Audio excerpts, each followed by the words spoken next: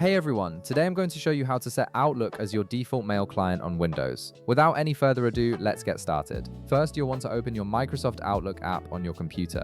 Once the application launches, go ahead and log into your account. This will load in all your emails and ensure that Outlook is properly set up and ready to be configured as your default mail client. Just give it a moment to fully load your inbox before moving on to the next step.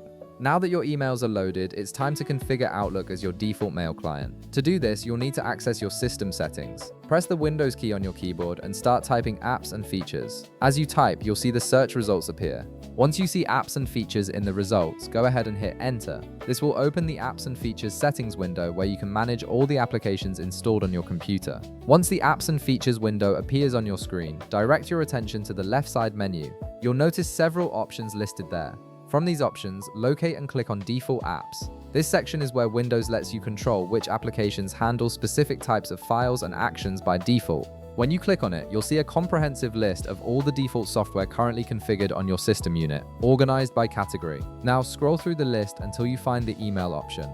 This is the category that determines which application opens automatically when you click on email links or try to send messages from other programs. Go ahead and click on the email option. When you do, an options window will appear presenting you with different email client software installed on your computer. This list might include various programs like Mail, Outlook, or any other email applications you have installed. From the list of email client software, simply click on Outlook. As soon as you select it, Windows will immediately set Outlook as your default mail client. This means that anytime you click on an email link on a website or in a document, it will automatically open in Outlook instead of any other email program. This makes your workflow more efficient and ensures all your email communications go through your preferred application. And that's it. You've successfully configured Outlook as your default mail client on Windows. If this video helped you out, be sure to leave a like, subscribe, and I'll see you in the next one.